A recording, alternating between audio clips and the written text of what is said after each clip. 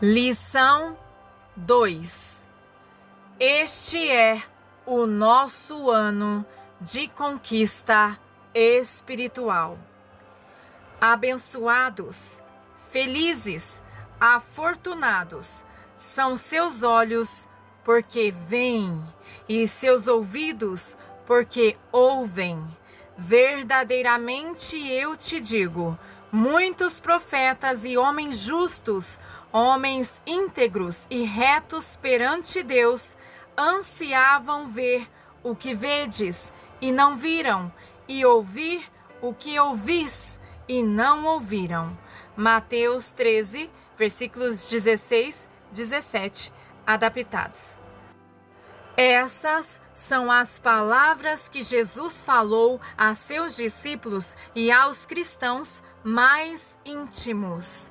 Havia muitos que ouviam Jesus pregar e viam os milagres que ele fazia, mas não os entendiam, não os aplicavam em suas vidas.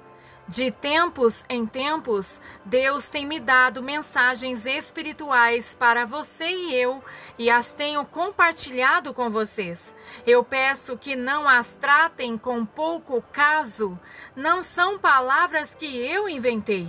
Não são frases de propaganda, e sim revelações de Deus para orientar a sua vida, objetivando trazer você para uma experiência de poder capaz de ajudá-lo a viver plenamente como filhos de Deus, realmente maduro.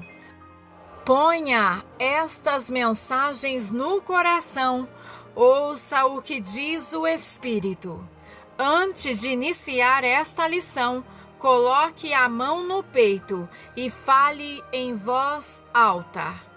O Deus que eu sirvo é Deus de plano, propósito, desígnio e objetividade. Faço parte do plano de Deus para os tempos do fim. O ano de 2020 é o meu ano de conquista espiritual. Deus não tem planejado nenhuma derrota para mim. Deus está operando um milagre para mim que é maior do que a minha necessidade e que perdurará além da minha carência. Em nome de Jesus. Será que você sabe o quanto você é especial para Deus? Você faz parte de uma geração abençoada. Deus está preparando um povo para Ele mesmo, um corpo de cristãos maduros, ungidos, vibrantes, vencedores, poderosos, que manifestam a plenitude do Deus Altíssimo. Deus tem chamado e ungido este ministério para ajudar a treinar você e trazê-lo para uma posição forte de maturidade espiritual que Ele tem planejado para a sua vida. Deus escolheu você e agora Ele está preparando. Através da revelação que Deus está derramando por intermédio de seu povo e pelo fluir contínuo da unção sobre a biblioteca da vitória milagrosa, você está recebendo conhecimento revelador, avanços espirituais e uma nova unção para levantar-se no poder do Espírito Santo e andar em vitória total. Agora, vamos penetrar ainda mais na revelação das estratégias de Jesus e de como ele derrotou Satanás quando ele se achava aqui na terra. Juntos, vamos vencer um inimigo que já foi derrotado. Aleluia! Semana 1. As estratégias de Jesus. Como ele derrotou Satanás há mais de 2000 anos. Subtítulo: Jesus enfrentou Satanás e o derrotou na plenitude do Espírito Santo. Este ano é o seu ano de conquista e vitória espiritual. Antes de entrarmos nisso, que poderia ser considerado como a estratégia mais importante usada por Jesus para derrotar Satanás, eu quero que você entenda duas verdades de fundamental importância que colocarão você numa nova dimensão de poder espiritual. Primeiro, você faz parte do plano mestre de Deus para os tempos. Nesses anos passados, tenho ensinado que Deus é um Deus de propósito, de plano, de desígnio e de objetividade. Nada acontece nesta vida por acaso. Deus tem um controle total e Ele tudo planejou para cada hora. É tempo de ceifar, de colher. Vivemos neste momento a época da grande colheita dos tempos do fim. Deus, Jesus está para chegar.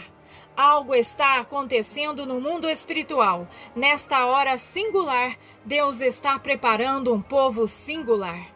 Jesus não morreu para produzir como fruto um povo sem fé, sem fibra, um povo mole. Ele pagou o preço supremo da morte na cruz para injetar no organismo chamado corpo de Cristo um poder e glória vibrantes. Essa é a nossa herança. Não fraqueza e sim poder. Não trevas e sim glória. Não derrota e sim vitória. Essa é a nossa herança. O futuro não pertence ao diabo. O futuro pertence à igreja. O futuro é nosso. Deus planejou um momento que você e eu vivemos e você faz parte deste momento. Procure em sua Bíblia Efésios capítulo 1, versículos de 9 a 11. Faça a leitura desses versículos em voz alta. Agora observe como são estes versículos na versão americana. Desvendando-nos o mistério, o segredo da sua vontade, de seu plano, de seu propósito. E é este, segundo o seu beneplácito, seu intento misericordioso, que propusera e apresentou em Cristo, ele planejou, a plenitude dos tempos e o clímax dos séculos para unificar todas as coisas e as ordenar e cumprir em Cristo, tanto as coisas no céu quanto as coisas na terra, no qual também fomos feitos herança, porção de Deus, e obtivemos uma herança, pois tínhamos sido predestinados, escolhidos e de antemão ordenados, conforme o seu propósito, quem tudo desenvolve de acordo com o conselho e desígnio de sua própria vontade. Efésios 1, versículos 9 ao 11, adaptados. Diga de novo: faço parte do plano de Deus para estes tempos do fim. Nesta série de lições, você precisa decidir se deseja ser verdadeiramente uma pessoa especial de Deus, com uma vida oferecida a Ele exatamente da mesma maneira que a vida de Jesus foi oferecida ao Pai para fazer sua vontade aqui na terra, cumprir seu destino. Se você assim fizer, Deus tem um plano especial dos tempos do fim para você.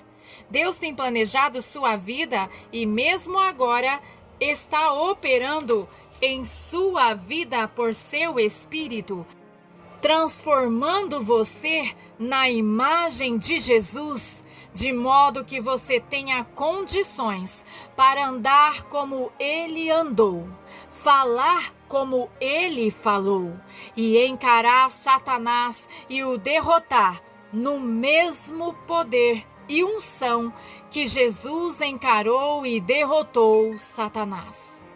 2. Subtítulo: Deus não planejou nenhuma derrota para você. Satanás tem mentido para alguns de vocês. Você acha que tudo já se acabou e você não sabe o que fazer? Isso é mentira. Você pode me dizer: mas, irmão Cerulo, eu estou tão oprimido e sobrecarregado. Você é sobrecarregado, você é oprimido, porém é mentira do inferno. Não importa qual a luta que você tem, problemas de família, problemas financeiros, doenças, tenho novas para você. Você pode ler a palavra de Deus de capa a capa e você não achará nenhum versículo sequer onde Deus tenha planejado o fracasso. Deus não fez um plano para você falhar nessa situação que você está enfrentando. Ele não planejou seu fracasso. Deus fez um plano para tirar você dessa situação e fazer de você um vitorioso. Deus já incrementou um plano que dá a você condições de encarar toda a tentação, toda a provação, todo o ataque do inimigo em plena vitória. Ora, não estou dizendo que você não terá de passar por provações ou que você nunca será tentado. Se sua vida estivesse livre de provações e tentações, você permaneceria para o resto de sua vida como nenê na mamadeira. Porém, uma vez que você conhece e reconhece as estratégias de Jesus e as aplica em sua vida, você não mais será frustrado. Você nunca mais terá crise de nervos ou estafa. Você jamais dirá, não sei o que fazer. Não, você saberá quem está atacando. Você até saberá que ele está para atacá-lo antes mesmo que isso aconteça. Este é o meu ano de conquista espiritual.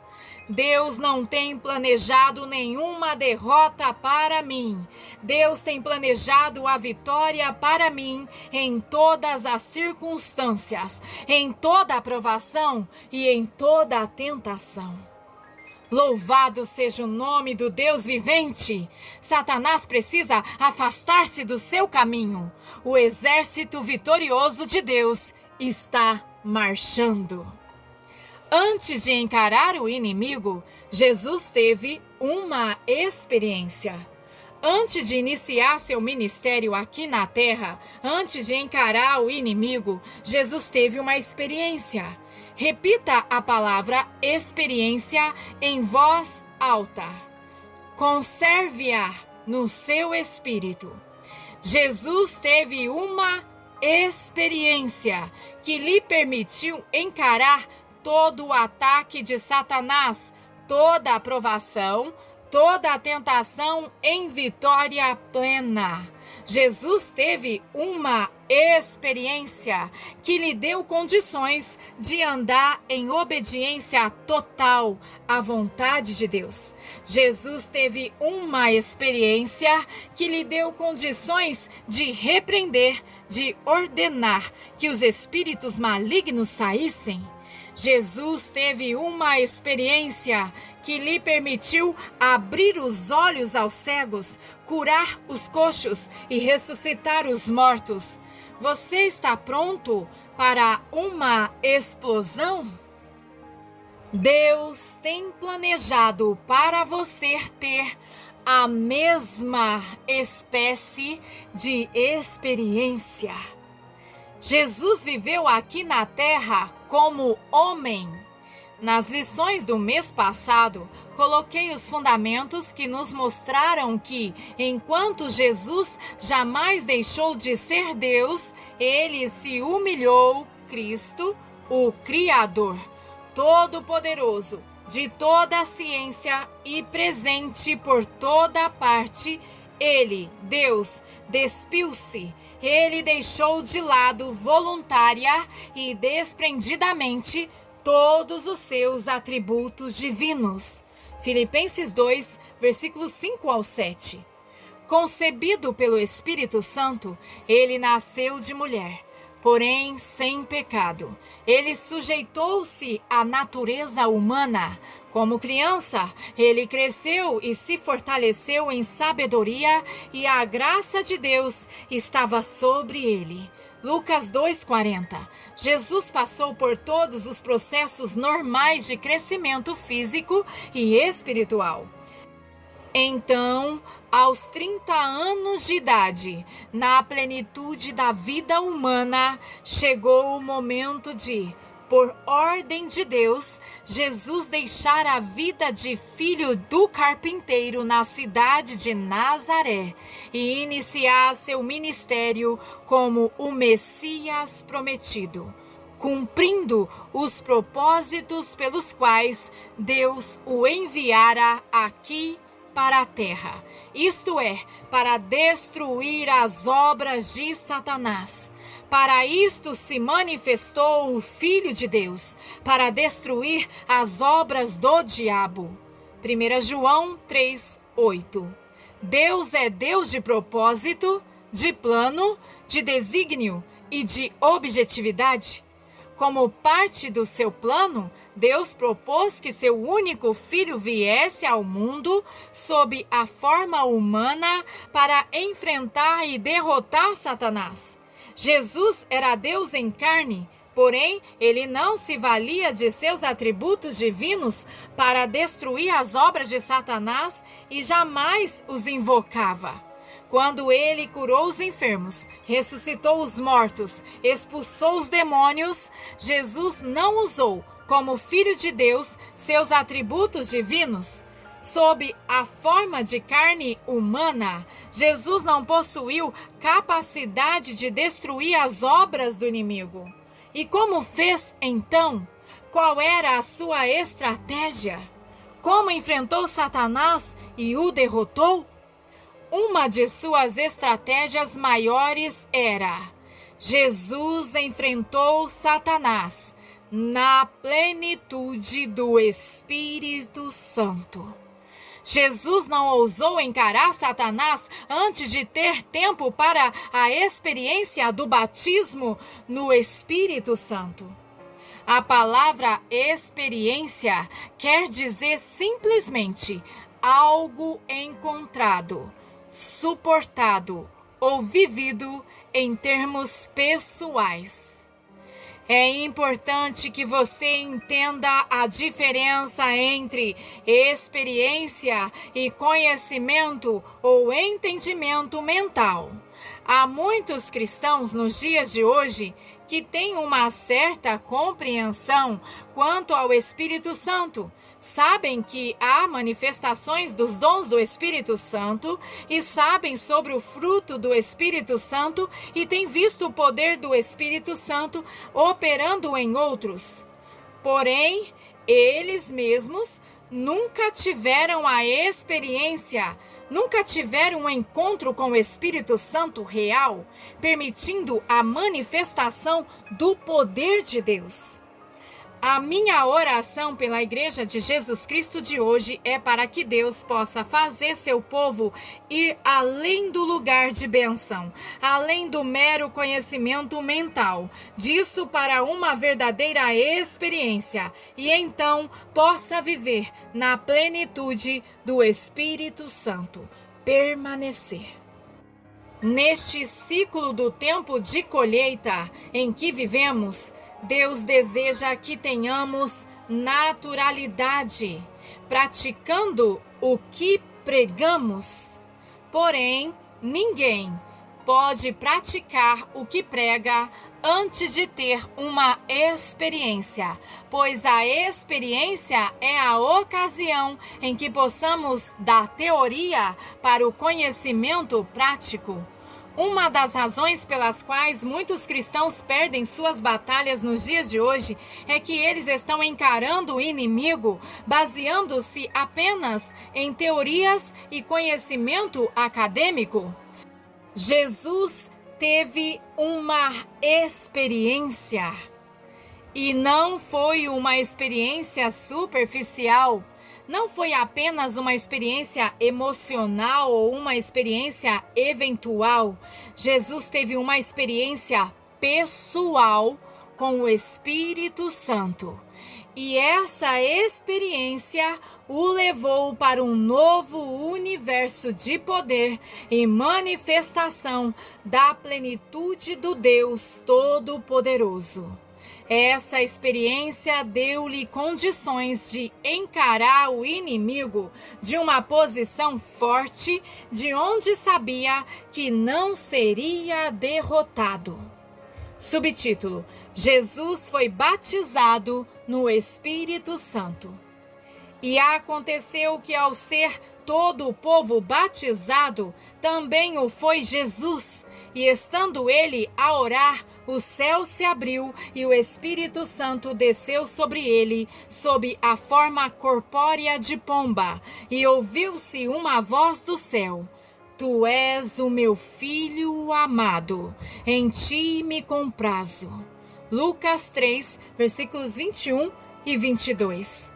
Antes de encarar o inimigo, Jesus teve uma experiência. O Espírito Santo desceu em forma de pomba e pousou sobre ele. Naquele instante, ele foi batizado, totalmente saturado com o Espírito Santo.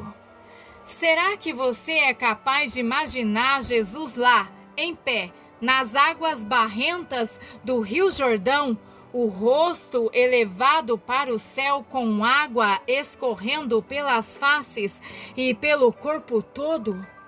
Esse momento teve grande significado na vida de Jesus, pois ele não estava simplesmente praticando um ritual que a sociedade pedia. Não, cada palavra, cada movimento, cada ação teve seu propósito. Deus tinha um plano para a vida de Jesus, e essa experiência no Rio Jordão fazia parte daquele plano. Jesus se achou ali no Jordão por ordenação divina. Deus falara a João Batista: aquele sobre quem vires descer e pousar o Espírito, esse é o que batiza com o Espírito Santo. João 1:33. Imagine que você esteja às margens do Rio Jordão observando esse acontecimento. João Batista em pé, no meio do rio, a água pelos lombos, vestindo roupas ásperas feitas de pele de camelo e com cinturão de couro. Dentro do plano de Deus, João fora chamado e escolhido por Deus para ser o precursor que prepararia o caminho do Cristo que estava para vir. Isaías 40, versículo 3. Ao cumprir a chamada de Deus, João Batista preparara o caminho de Cristo, exortando o povo a se arrepender de seus caminhos pecaminosos e dizendo que o reino de Deus estava próximo. Falava-lhes de um que estava prestes a vir, um que era maior, cujas sandálias não era digno de desatar. Mateus 3:11.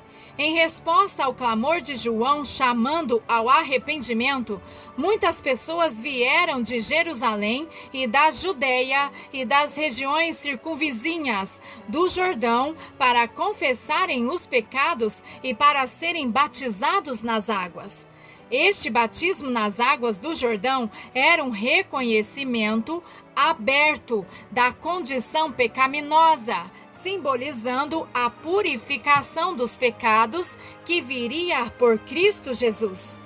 Em minha mente posso ver Jesus, o Todo-Poderoso Filho de Deus, o grande Redentor, ali, silencioso, às margens do Rio Jordão, observando os homens, mulheres, crianças, fariseus, publicanos, soldados romanos, pessoas de todas as camadas sociais, reconhecendo sua condição pecaminosa, arrependendo-se e sendo batizadas. Tenho a certeza de que o Espírito de Jesus se comovia dentro dele ao ver o povo se arrepender, deixando sua vida de pecados. Foi por este propósito que ele veio. Ele veio pagar o preço supremo que nos livraria das garras mortíferas do pecado. Seria o seu sangue que purificaria o pecado deles. Então, daquela margem do rio, Jesus entra no meio da água para ser batizado. Ele que jamais conheceu pecado, ele que veio para destruir o pecado, a enfermidade e a morte. Ele se humilhou e se apresentou a João para ser batizado. Quando João viu Cristo chegando para ser batizado, tentou impedi-lo. Ele sabia quem era Jesus. João disse a Jesus: eu é que preciso ser batizado por ti e tu vens a mim. Mateus 3,14. Em outras palavras, João dizia: não, Jesus, eu não posso fazer isso. Você é o Filho de Deus e não há pecado em você. Eu necessito ser batizado por você e você vem a mim? Não, Senhor, eu não posso fazer, eu não sou digno. Jesus, porém, respondeu: deixa por enquanto, porque assim nos convém cumprir toda a justiça. Mateus 3,15. A essa palavra de Jesus, João consentiu e o batizou. Frase-chave: a prontidão de Jesus e sua submissão à vontade de Deus é outra estratégia importante que estaremos estudando em lição futura. Não perca! Jesus não precisava ser batizado nas águas. Desde a infância, viveu uma vida perfeita, livre de pecado. Ao apresentar-se para o batismo, ele se submetia a Deus e ao plano e propósito que Deus tinha para a sua vida. Na essência, Jesus dizia: sim, estou pronto a dar minha vida pelos pecados do mundo. Eu me submeto a ti. Apresento-me a ti como sacrifício vivo. Realizarei a obra que me deu para fazer. Ao apresentar-se para ser batizado nas águas como nosso sumo sacerdote, Jesus se identificava conosco, pecadores, e ao mesmo tempo oferecia a sua vida e se entregava à tarefa que estava por realizar. Depois de sair da água, Jesus começou a orar. Na medida em que orava, o céu se abriu e o Espírito Santo desceu em forma de pomba e pousou sobre ele. Então, lá do céu, Jesus ouviu uma voz a lhe dizer: Tu és o meu filho amado, a quem me comprazo. Lucas 3:22. No momento em que aquela pomba pousou sobre ele, Jesus foi batizado, totalmente saturado do Espírito Santo. A pomba era apenas a manifestação externa daquilo que acontecia no íntimo do Espírito de Jesus. Como resultado desse batismo no Espírito Santo, Jesus ficou cheio, transbordando do Espírito Santo. Subtítulo: Jesus se preparou para encontrar-se com o inimigo. Conforme era o seu plano antes de enviar Jesus para destruir as obras de Satanás, Deus o ungiu com o Espírito. Para enfrentar as investidas do inimigo, Jesus precisava de uma experiência através da qual seria manifestado em sua vida o poder sobrenatural de Deus. Você acha que Deus enviou Jesus, seu único filho, para encarar o inimigo sem primeiro equipá-lo, dando-lhe as armas necessárias para destruir Satanás? Jesus foi totalmente saturado com o Espírito Santo. Olhe em sua Bíblia os versículos 1 e 2 de Lucas, capítulo 4, e leia-os em voz alta.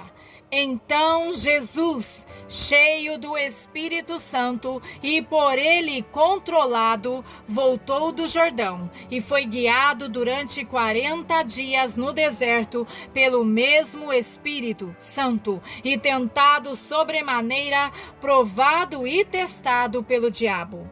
Sublinhe as palavras cheio do Espírito Santo e por ele controlado. Naquele dia, no Rio Jordão, Jesus teve uma experiência, pois ele foi batizado e ficou cheio do Espírito Santo e por ele controlado. Jesus ficou plenamente equipado e capacitado para começar a tarefa que Deus lhe confiara: destruir as obras do diabo. Depois de experimentar esse batismo no Espírito Santo, Jesus foi levado pelo Espírito Santo ao deserto, onde passou 40 dias em oração e jejum. Muitos cristãos pensam que o principal motivo pelo qual Jesus foi ao deserto foi para ser tentado pelo diabo. Jesus poderia ter se encontrado com o diabo em qualquer outro lugar. Jesus foi levado pelo Espírito Santo ao deserto para se preparar espiritualmente. Esse foi o momento na vida de Jesus em que tudo mudou. Chegara a hora dele começar o seu ministério. Porém, ao invés de voltar logo à Galileia, Jesus foi ao deserto para começar sua conquista espiritual que visava destruir as obras de Satanás. Então, ele foi ao deserto, enclausurando-se com Deus em jejum e oração. Esta é outra das estratégias-chave de Jesus para derrotar Satanás. Jesus preparou-se espiritualmente. Falaremos novamente dessa estratégia mais adiante. Semelhantemente, o apóstolo Paulo, antes de iniciar seu ministério, preparou-se primeiro. Paulo não procurou primeiro os conselhos de Pedro e dos demais apóstolos. Ele foi ao deserto da Arábia, onde se afastou do mundo ao redor e enclausurou-se com Deus. Lá naquele deserto, Paulo teve uma experiência, um encontro pessoal com Jesus Cristo. Cristo se revelou a Paulo e ele saiu de lá sabendo em que direção se guiar, sabendo o propósito de Deus para a sua vida. Aquele tempo que Jesus passou no deserto orando e jejuando, deu-lhe a energia espiritual de que necessitava para enfrentar o inimigo. O que você pensa de um soldado que vai ao campo da batalha sem primeiro preparar-se, sem primeiro passar pelo período de adestramento básico, sem saber carregar sua arma, sem saber os principais básicos de guerra? De fato, ele não sobreviveria. É estúpido sair para a batalha despreparado. Porém, essa é uma das principais razões pelas quais tantos cristãos vivem derrotados nos dias de hoje. Eles não têm o cuidado de se prepararem para as batalhas que têm de enfrentar. Eles esperam até que se encontrem no auge da batalha e só então cuidam de se preparar. Não pense você que é possível viver uma vida cristã vitoriosa sem se preparar espiritualmente. Não ouse pensar por um momento sequer que você é capaz de encarar o inimigo em sua própria força. É impossível. Se Jesus achou que era necessário preparar-se espiritualmente para a sua vida e ministério, será que nós podemos fazer menos? É hora do povo de Deus despertar e reconhecer que a maioria de nós é espiritualmente preguiçosa. Ficamos gordos com as bênçãos de Deus. Chegou a hora de mudarmos essa gordura espiritual em músculos espirituais. O Espírito de Deus está nos exortando a despertarmos, a sairmos da nossa inércia e indiferença, a deixarmos nossa preguiça espiritual. Chegou a hora de passarmos tempo em oração e jejum. É tempo de recebermos uma nova unção do Espírito Santo em nossas vidas, para podermos sair no poder sobrenatural do Deus Todo-Poderoso e enfrentar os desafios do mundo que morre sem Cristo. Pare agora mesmo e pense quais são os passos que você está dando para se preparar espiritualmente para batalhar. Este tempo de preparação espiritual determinará se você há de viver na vitória ou na derrota. Em lição futura, entraremos mais profundamente nessa poderosa estratégia. Jesus preparou-se espiritualmente para enfrentar o inimigo. Não perca uma sequer destas lições. Frase-chave: é a hora de mudarmos a gordura espiritual em músculos espirituais. Subtítulo: Jesus teve uma conquista espiritual. Ele enfrentou Satanás e o venceu. Durante esse tempo de preparação espiritual no deserto, Satanás veio a Jesus e a batalha se travou. Jesus foi sobremaneira tentado, provado e testado pelo diabo. Lucas 4:2. Aqui está um grande segredo espiritual que descobri ao longo da vida. Cada vez que uma pessoa jejua ou ganha uma grande conquista espiritual, a primeira coisa que acontece é que há um encontro com o diabo antes de receber a vitória e a bênção de Deus. O confronto espiritual entre Jesus e Satanás não se deu por acaso, não foi casual. Jesus não foi surpreendido pelo diabo. Jesus estava preparado. Já sabendo que fora ungido pelo poder do Espírito Santo, ele enfrentou Satanás e o derrotou. Você não pode nunca arriscar-se a ter um encontro surpresa com o diabo. Você ouviu mesmo o que eu disse? A razão por que tantos crentes estão contemplando suas feridas espirituais nos dias de hoje é que têm encontros de surpresa, sem estarem preparados com o diabo com demasiada frequência. Durante este tempo de tentações, é possível que o corpo físico de Jesus tenha ficado cansado e fraco por não ter comido durante 40 dias. Porém, havia algo dentro de Cristo que não se cansava e que é totalmente incapaz de sofrer uma derrota. Jesus estava cheio do poder do Espírito Santo. Observe agora Lucas 4:13. Passadas que foram as tentações de toda sorte, apartou-se dele o diabo até momento oportuno. Frase-chave: não preciso sair desgastado das batalhas espirituais. Mesmo o diabo sabia que nada adiantava e ele se retirou derrotado. E Jesus? Será que saiu do campo da batalha desgastado, cansado e acabado, espiritualmente esvaziado, como é o caso de tantos crentes nos dias de hoje, ao sofrerem os ataques de Satanás? Não!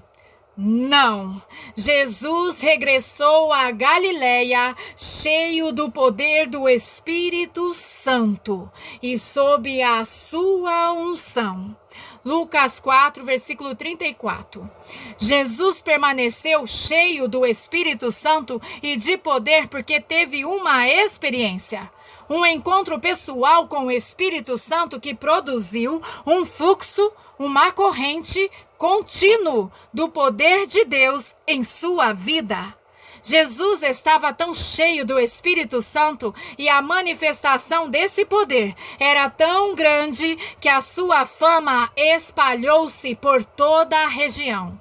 Jesus voltou para Nazaré, onde se criara. Como era seu costume, no dia de sábado, entrou na sinagoga para ler. Ele pegou o rolo, o livro do profeta Isaías, das mãos do chefe da sinagoga, abriu-o, achou o lugar onde se falava do Messias prometido. Isaías 61, versículos 1 e 2. E leu: O Espírito do Senhor está sobre mim, pois o Senhor me ungiu. Passe um círculo na palavra ungiu. Lá no Rio Jordão, Deus ungiu Jesus com o Espírito Santo para um propósito. Leia Atos 10, 38. Jesus foi ungido pelo Espírito Santo para destruir as obras do diabo. Antes de iniciar o seu ministério, ele leu no livro de Isaías: O Espírito do Senhor está sobre mim, pois o Senhor me ungiu. Lucas 4, versículos 18 e 19. Qual era o propósito de Deus ao enviar Jesus a este mundo? Destruir as obras do diabo. Jesus foi ungido com o Espírito Santo para evangelizar aos pobres. Enviou-me para proclamar libertação aos cativos e restauração da vista aos cegos, para pôr em liberdade os oprimidos e apregoar o ano aceitável do Senhor. Lucas 4, versículos 18 e 19. O que será que nos faz pensar que a tarefa, a obra da igreja seja diferente da tarefa, da obra do Mestre? Se Jesus precisava desta experiência de ser ungido pelo Espírito Santo para cumprir o propósito de Deus para a sua vida e derrotar Satanás, o que será que faz a igreja imaginar que é capaz de aceitar os desafios espirituais de hoje sem essa mesma unção e poder? Subtítulo: Não ousemos encarar Satanás com nada menos do que isso. O Espírito de Deus tem me advertido há alguns meses quanto à condição atual da igreja. Vivemos um tempo espiritual bastante perigoso. O humanismo está se infiltrando na igreja e a igreja nem sequer o percebe.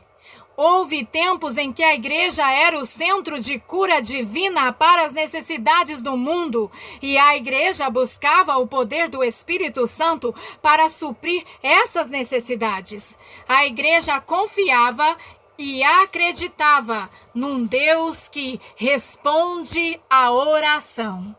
Acreditava-se e confiava-se no poder do Espírito Santo para salvar, para curar e para libertar os que se achavam presos. O que aconteceu com as noites de vigília em que o povo de Deus intercedia em oração pelas almas perdidas em sua comunidade, até que uma poderosa manifestação de Deus levava os homens a se renderem? O que tem acontecido com nossa confiança e dependência no Espírito Santo? Hoje em dia, a maior ênfase na igreja não é em torno do poder sobrenatural do Espírito Santo, e sim em torno do pensamento positivo. Dá-se ênfase à motivação para o sucesso e para uma vida próspera. Tudo se baseia em fórmulas e em nossa própria capacidade para produzirmos o sucesso. Como um todo, a igreja não está chegando às necessidades do mundo no poder e plenitude do Espírito Santo. Esperamos no homem, homens e mulheres presos pelos tóxicos, drogas e pelo álcool, são encaminhados para os centros de tratamento especializado.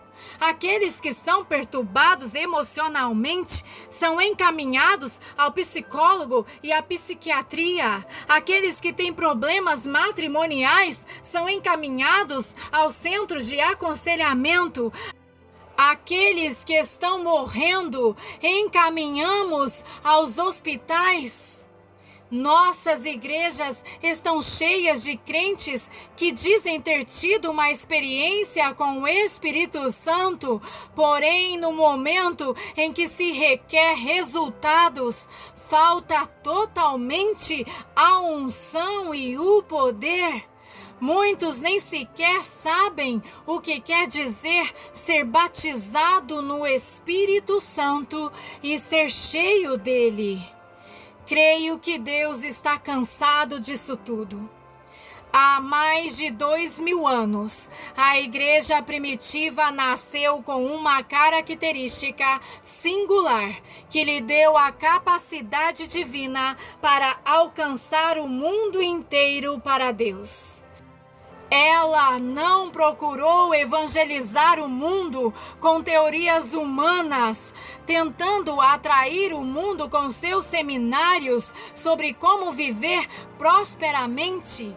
A igreja primitiva não confiava em sua própria capacidade ou condição para testemunhar e curar os enfermos.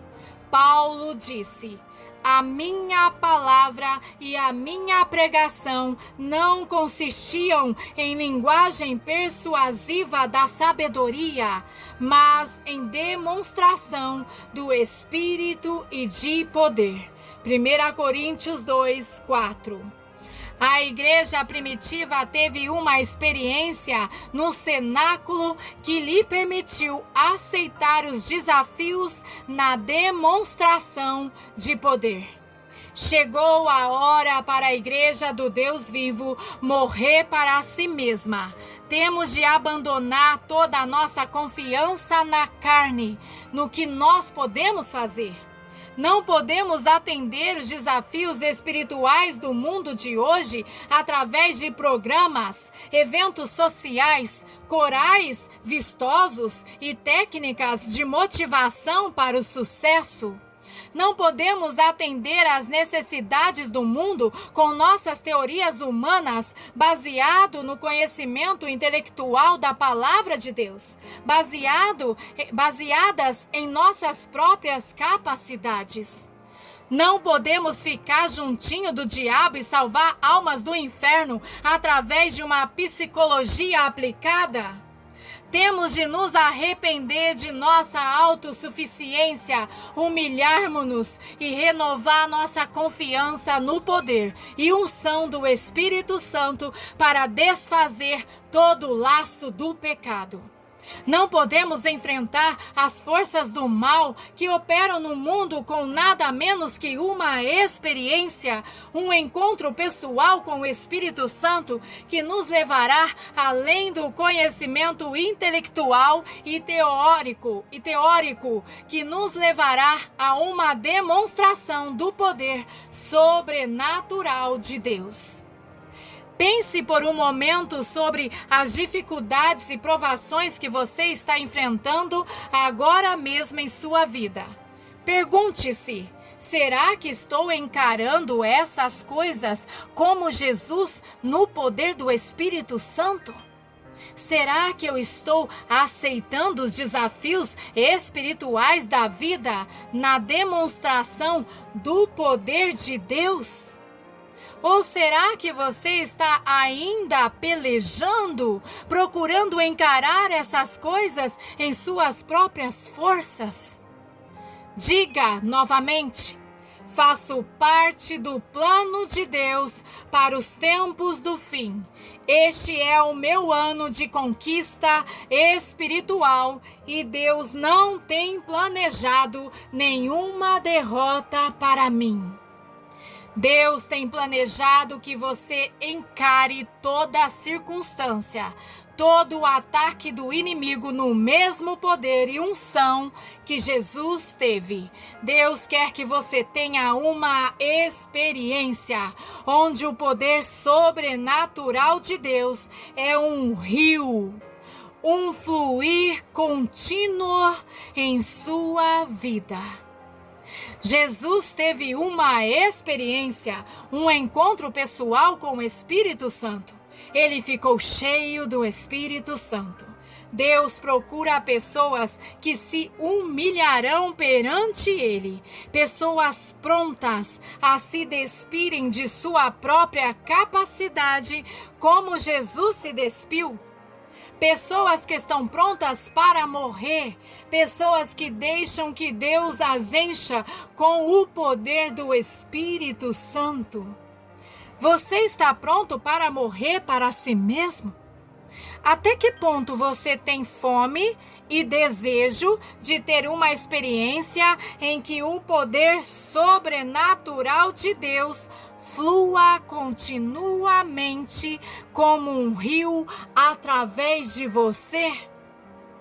Nesta semana, procure ficar sozinho com Deus. Entre no seu quarto ou um lugar de oração.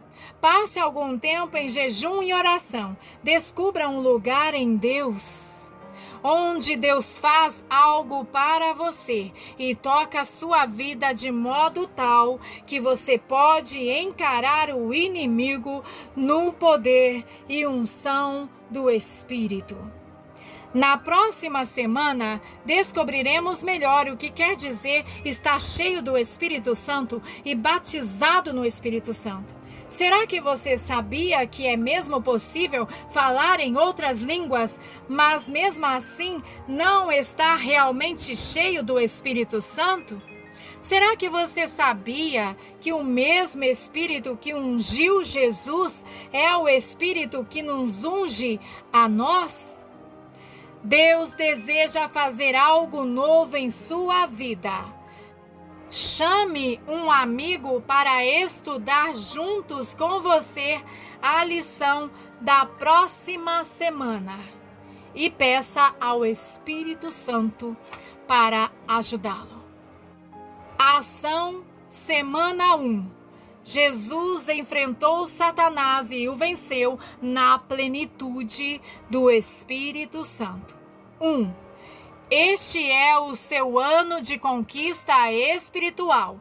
A palavra conquista quer dizer vitória ou território que tem sido tomado ou conquistado. No espaço abaixo, ou no seu caderno, anote as batalhas que você está encarando, quaisquer circunstâncias, provações, problemas familiares, problemas financeiros que esteja enfrentando. Estou enfrentando neste tempo as seguintes batalhas. Escreve. 2. Não é plano de Deus que você seja derrotado em nenhuma dessas batalhas. Você não deve considerar estes problemas e dificuldades como batalhas em que é preciso você pelejar para ganhá-las em suas próprias forças. Você tem que considerá-las como conquistas espirituais, isto é, um território ou área que você vai conquistar no poder e na unção do Espírito Santo. Nesta semana, arranje algum tempo para despir-se, abandonando seu orgulho espiritual, humilhando-se perante Deus. Indague de você mesmo. Pergunte a você mesmo: será que tenho enfrentado minhas batalhas nas minhas próprias forças? B. Anote aquelas batalhas que você tem enfrentado apenas com sua própria inteligência, por sua própria sabedoria e por suas próprias capacidades. C. Arrependa-se disso. Peça a Deus para perdoar você por ter confiado em sua própria força, ao invés de confiar no Espírito Santo para ganhar estas batalhas. D. Responda: será que tenho engordado com as bênçãos de Deus? Será que eu tenho me acomodado? Tenho preguiça espiritual?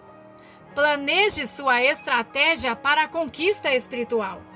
Para cada uma das batalhas que você enfrentar nesta semana, anote as maneiras específicas que você pretende desenvolver para preparar-se espiritualmente para encará-las. Após 8 dias desse exercício espiritual, anote os resultados. Primeiro, batalhas que enfrento. Depois, estratégias para a conquista espiritual e os resultados. Glórias seja dada ao nosso Senhor e Salvador Jesus Cristo. Amém e amém.